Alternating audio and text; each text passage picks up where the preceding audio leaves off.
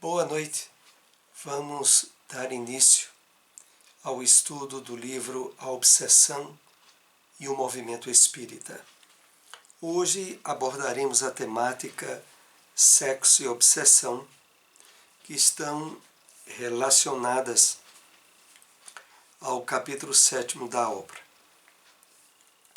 Mas, primeiramente, vamos fazer um breve comentário de uma mensagem do Espírito Emmanuel, extraída do livro O Evangelho de João, comentado por Emmanuel, capítulo 20, versículo 22. Cessemos a guerra de nossas criações inferiores do passado e entreguemo-nos cada dia às realizações novas de Deus, instituídas a nosso favor, perseverando em receber no caminho os dons da renovação constante em Cristo para a vida eterna. Então, vamos aqui fazer alguns apontamentos sobre essa passagem trazida a nós pelo Espírito Emmanuel. Então, Emmanuel aqui utiliza-se do verbo no imperativo. Cessemos, paremos de uma vez com a guerra de nossas criações inferiores do passado. Onde é que se situa essa guerra? Nos conflitos interiores, nas emersões que o nosso inconsciente às vezes traz, estabelecendo atitudes e ações nossas, geradoras de sentimento de culpa, de remorso, de dúvidas. Cessemos a guerra de nossas criações inferiores do passado. É necessário estabelecermos, pela luz trazida a nós na doutrina espírita, do estabelecimento de um campo de harmonia e de objetivos bem definidos, em termos de crescimento espiritual, para que a partir daí entreguemo-nos cada dia às realizações novas de Deus. A grande causa desses conflitos, e que vem do nosso passado, é justamente aonde nós nos conflitamos, nos afastamos das leis divinas, cuja base maior é a lei do amor. É a isso que Emmanuel aqui se reporta. Retornar à harmonia com as leis divinas é ter consciência de que elas foram feitas a benefício nosso, para a nossa felicidade verdadeira. Continua Emmanuel, perseverando em receber no caminho os dons da renovação constante em Cristo para a vida eterna. A que dons Emmanuel aqui se refere? Aquelas aquisições que nos possibilitam, pelo equilíbrio comportamental, pela harmonia com as leis divinas, a nos percebermos em nossa essência espíritos que temporariamente utilizamos-nos de uma vestimenta física, mas cuja natureza está definida nas leis divinas como sendo usufruidora de vida eterna. Quanto mais nos integrarmos nos objetivos das leis divinas, mais convicções, mais certeza da imortalidade da alma. É a isso que Emmanuel se reporta. Então vamos iniciar nosso tema, que é o capítulo 7º, está no capítulo 7º do livro A Obsessão e o Movimento Espírita. Aqui é importante lembrarmos que o objetivo maior é o incentivo à leitura do livro, inclusive daqueles livros que são citados como fonte de referência durante o nosso estudo, para que de fato a gente possa absorver de uma forma mais plena o conteúdo que a obra nos traz. Vamos para o primeiro slide.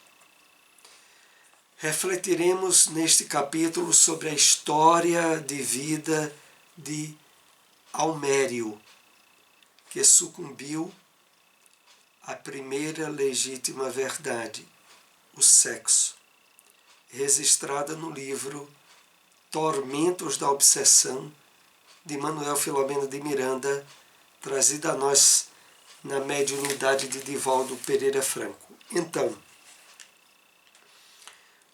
o estudo de todo esse capítulo gira a partir da história de Almério, que aqui nós vamos fazer uma rápida síntese. A história dele se encontra no livro Tormentos da Obsessão, que é uma obra muito importante, que aqui deixamos um incentivo também para a leitura do livro. E, bom, a história do Almério. É dito a nós, por esse mesmo espírito que se encontra internado no Hospital Esperança, instituição espiritual fundada por Eurípides Bassanufo, e o Almério conta que, na sua última encarnação, a lembrança mais forte lhe vem desde a infância, quando ele, habitualmente ao dormir, tinha pesadelos. Pesadelos esse aonde a presença da sua mãe lhe trazia alívio, mas que não impedia de muitas vezes ele despertar de madrugada embaixo de um suor frio, por ver seres horríveis e por naturalmente se assustar em relação a eles. Depois de um breve período de amenização, ele se recorda que aos 14 anos de idade voltaram de uma forma mais impetuosa os pesadelos, levando muitas vezes ele a desmaiar. Foi quando a sua família levou ele para um médico, o qual entendeu que ele manifestava algum tipo de desequilíbrio orgânico associado à epilepsia.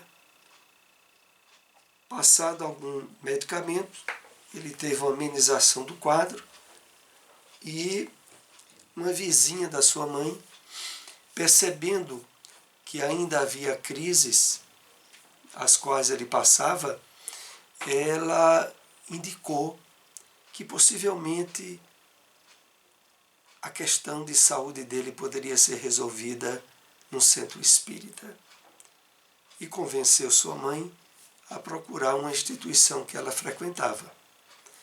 Lá ele foi recebido num atendimento fraterno pela diretora da instituição, e durante a conversação ali ele já teve uma outra crise, aonde a diretora percebeu tratar-se de um caso de influência espiritual obsessiva.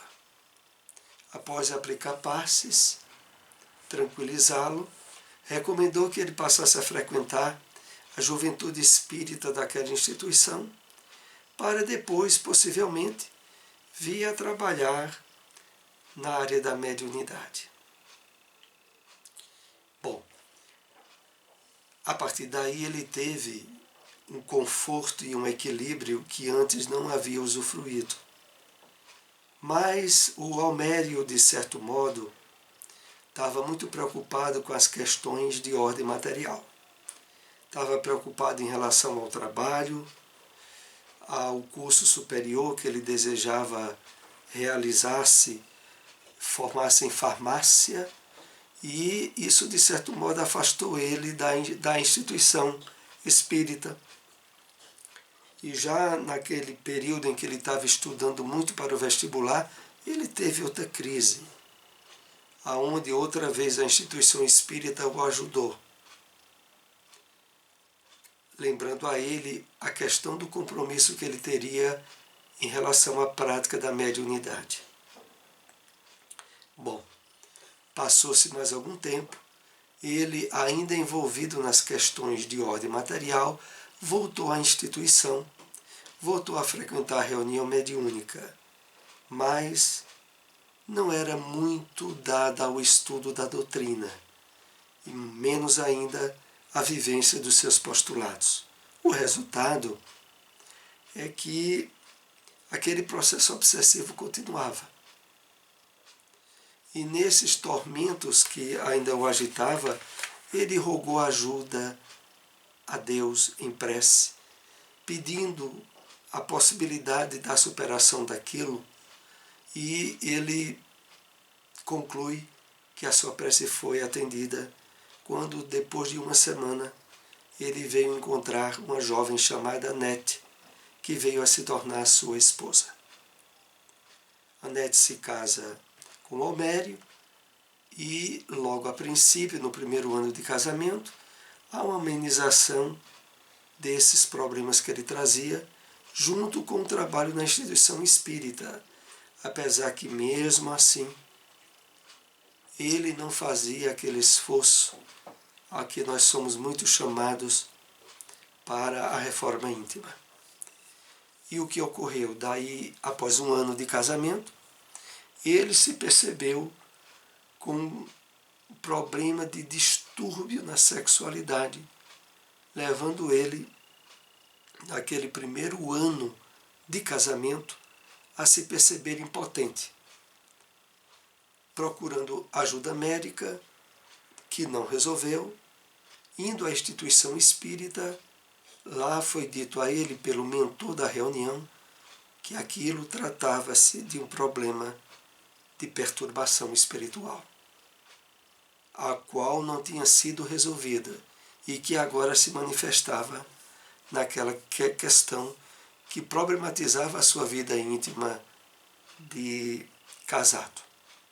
Bom, Almério não conseguiu despertar mesmo diante dessa circunstância. O problema foi passando meses e cerca de 6 meses depois, ele começa a abrir-se a um problema de depressão, acentuando ainda mais a questão do distúrbio sexual que ele não tinha conseguido resolver. Em determinada reunião mediúnica, a entidade espiritual veio a se manifestar através dele mesmo e a dizer de que a causa de tudo aquilo era o que ela havia sofrido em encarnação passada face aos erros que ele tinha cometido. E os detalhes dessa questão, que é narrado na obra, é que ele fora, em vida anterior, corresponsável por 2 abortos. Inclusive o último dele tinha levado aquela que seria a sua amante à desencarnação. O resultado disso é que agora ela o reencontrara desde quando ele estava reencarnado como criança, há anos atrás. Bom, feito essa questão, colocada essa questão de forma bem clara, e o Almério não conseguiu fazer o esforço necessário. 6 meses de sofrimento. E aí lhe veio uma determinada noite, em que ele estava com muita dificuldade de dormir, a ingerir diversos comprimidos para possibilitar o sono, o que o levou à desencarnação, a uma espécie quase de suicídio inconsciente, já que ele não tinha intenção de se matar. Em resumo, essa é parte da história do Almério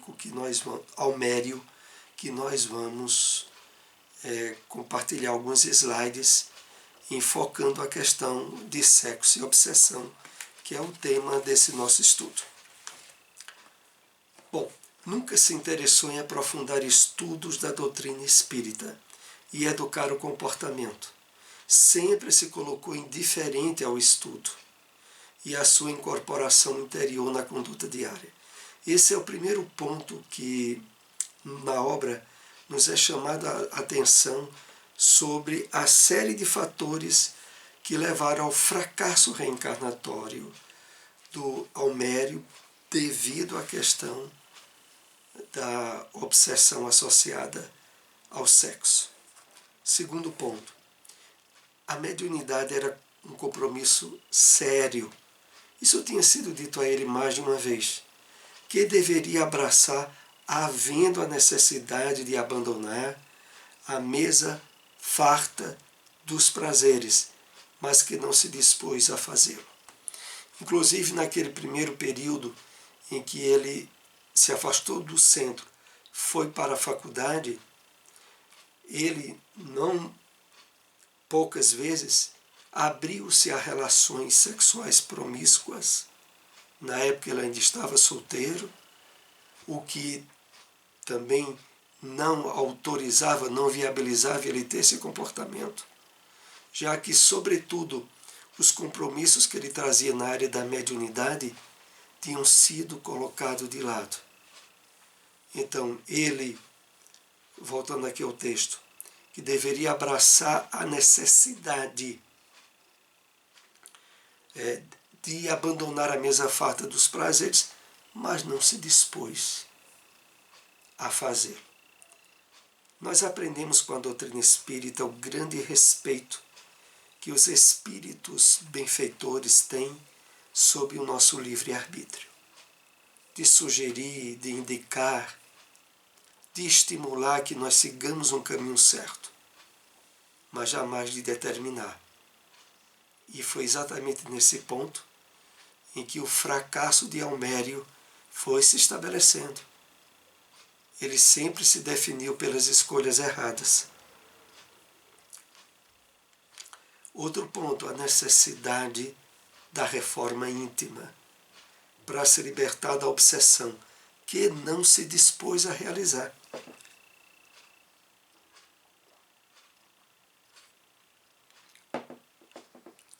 Então, a revelação espírita é muito clara sobre isso.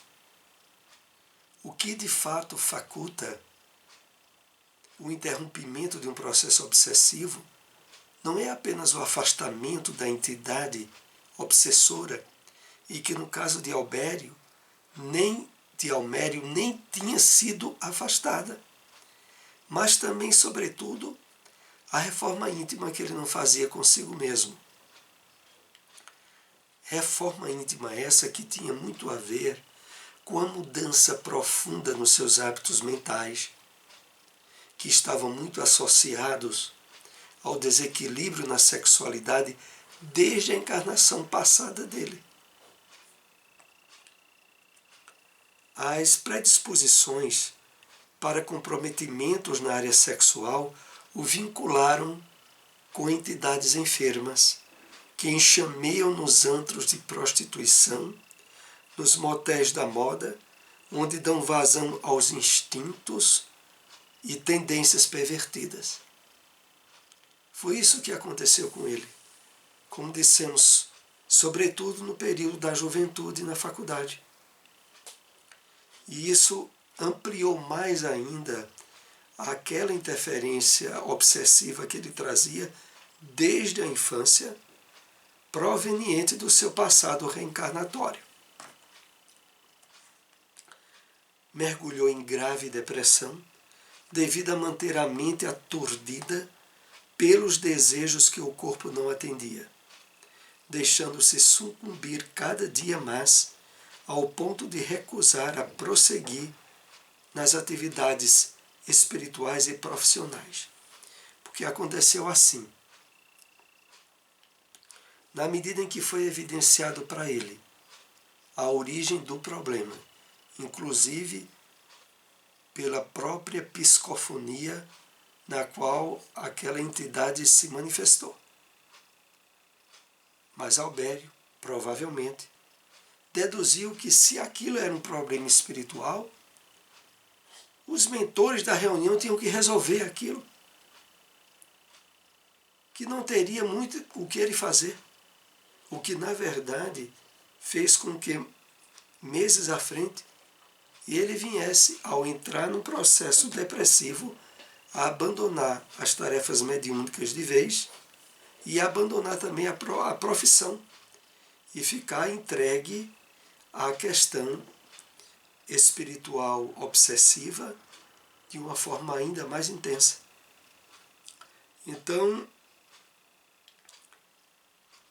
essa foi a definição absurda que ele se propôs, usando a liberdade, o livre-arbítrio que tinha. Reflexão de Dr. Inácio no livro Tormentos da Obsessão. O sexo é santuário da vida, que não pode ser perturbado sem tormentosas consequências para o seu depositário. Em razão disso, muitos distúrbios do comportamento têm nelas suas matrizes, têm suas matrizes nas tormentosas consequências do sexo desequilibrado. Não é por outra razão que na psicanálise de Freud, por trás de todo neurótico, de todo problema de neurose, ele deduzia haver uma questão de inconformação em relação à vivência sexual, ou uma vivência sexual insatisfatória ou desequilibrada. Essa dedução de Freud, ela é vista em grande parte como verídica, porque, de certo modo, o equilíbrio das energias genésicas associadas ao sexo traduz um benefício geral para o corpo físico, mental, espiritual, todos interligados. Mas um desequilíbrio nessa área, tal como acontecia com Albério, atinge também a estrutura física, psíquica dele, como aqui lembra Dr. Inácio. O distúrbio que ele tinha, que fazia com que ele se sentisse impotente sexual, ainda bem jovem, estava totalmente associado ao desequilíbrio do sexo do passado, da interferência espiritual associado a isso, e que por ele não fazer os esforços devidos na presente encarnação, a doença não era superada. Os espíritos do mal investem todas as suas forças contra os obreiros do Evangelho, desvelado pelo Espiritismo, por estarem interferindo nos planos trabalhados em favor das obsessões coletivas. Uma delas é o uso desarmonizado do sexo, fazendo-o derrapar na vulgaridade e no desrespeito a si mesmo e ao próximo. Então,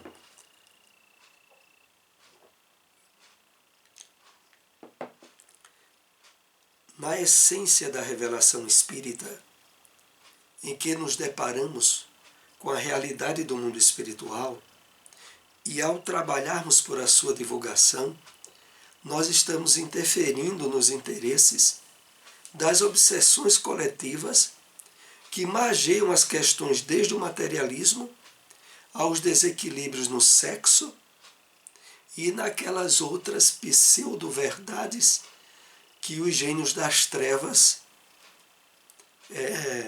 defendem e que nós estamos estudando hoje a partir do sexo. Em seguida, haverá a segunda área de atuação, que é o narcisismo.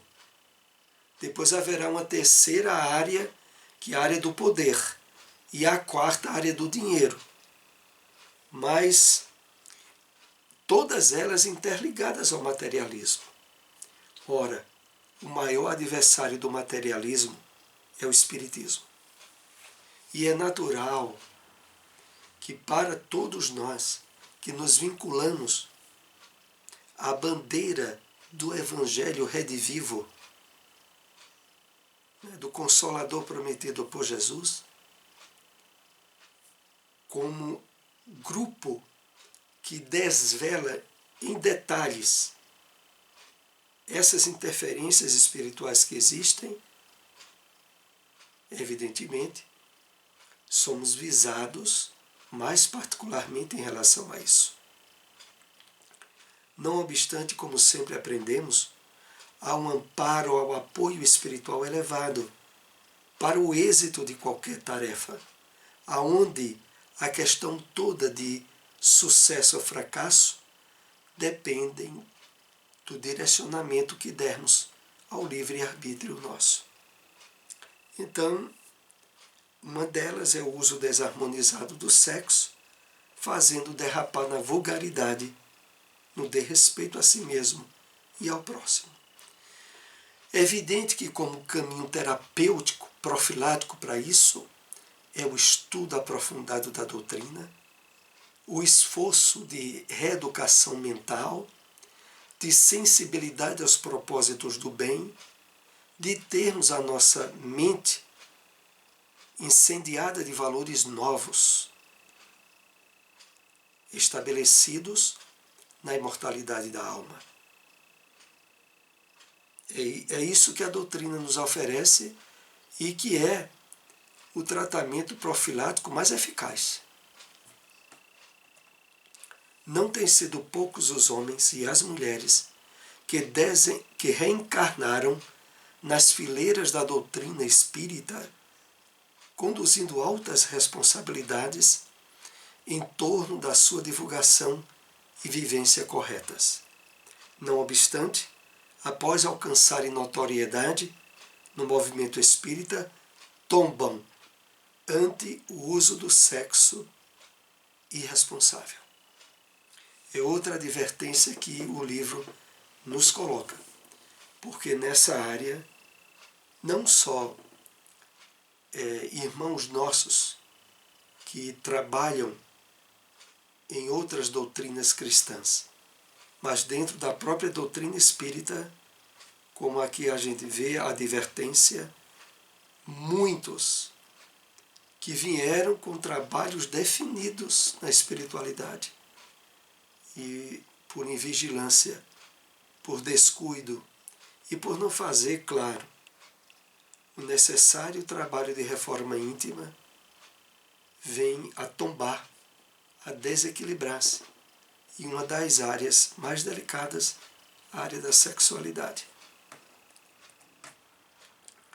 Orando sinceramente, os companheiros ergastulados na matéria, presos na matéria como nós estamos, vêm rogando proteção, buscando a reflexão nas leituras edificantes, trabalhando na ação da caridade.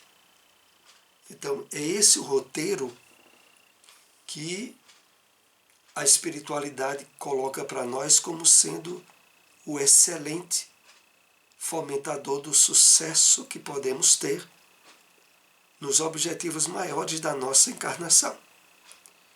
E eles estão associados à iluminação da nossa mente, à renovação íntima e ao esforço de vivência da caridade.